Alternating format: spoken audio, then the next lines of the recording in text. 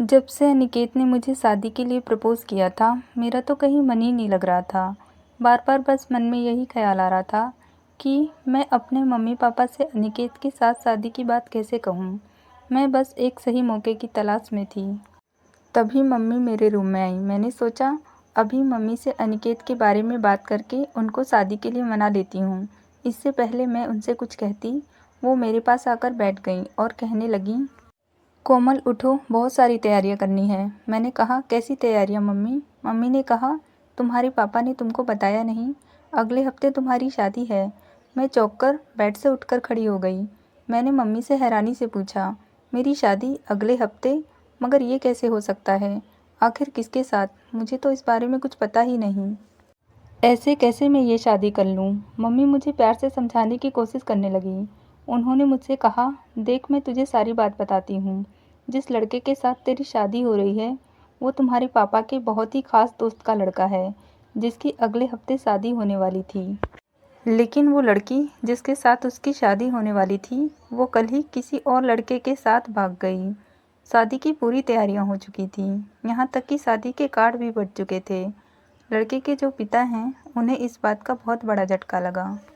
उन्होंने ठान लिया था कि शादी की उसी तारीख पर अपने बेटे की शादी करवाऊंगा। उन्होंने तेरे पापा से कहा, मुझे दहेज नहीं चाहिए, लेकिन एक अच्छी लड़की जो मेरे बेटे के योग्य हो, ऐसी कोई लड़की मुझे बता दो। मुझे अपने बेटे की शादी उसी तारीख पर करवानी है। अगर उसी तारीख पर शादी नहीं हुई तो सारे रिश्तेदारी में कितनी बदनामी होगी हमारी। तभी तेरे पापा ने कहा, अगर तुम्हें ठीक लगे तो कोमल कैसी रहेगी वीरेंद्र के लिए। मैं एक हफ्ते के अंदर जितना मुझसे बन पड़ेगा उतनी तैयारियां कर लूँगा। तेरे पापा के दोस्त झट से मान गए और अपने बेटे की शादी तेरे साथ तय कर दी। अगर तूने इस शादी से इनकार किया तो तेरे पापा इस बात को बर्दाश्त नहीं कर पाएंगे, क्योंकि तेरे पापा ने उन्हें जुबान दी है।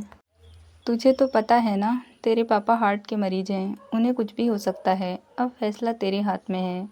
मैंने अपने पापा की खातिर अपने अरमानों और प्यार का गला घोटकर ये शादी करने के लिए तैयार हो गई। मैंने अनिकेत को कॉल करके बोल दिया, आज के बाद से मुझे कभी कॉल या मैसेज मत करना। अनिकेत हैरानी से बोला, आखिर बात क्या है? तुम ऐसा क्यों बोल रही हो? तो मैंने उसे सारी बात बताई। ये सारी बातें जानने के बाद अनिकेत ने मुझसे कहा, प्यार में एक दूसरे को पाना ज़रूरी नहीं। प्यार तो एक खूबसूरत एहसास होता है, जिसे हम दोनों ने मिलकर महसूस किया है। मुझे तुम पे गर्व है कोमल, तुमने एक बेटी होने का फ़र्ज़ निभाया है। आज के बाद मैं तुम्हें कभी कॉल नहीं करूँगा। इतना कहकर अनिकेत ने फ़ोन कट कर दिया और फिर अगले हफ्ते मेरी शादी वीरेंद्र के साथ हो गई। लेकिन आज कई सालों बाद जब मैं अपने पति के साथ उस रेस्टोरेंट में गई, तो आज फिर से पुरानी यादें ताज़ा हो गईं।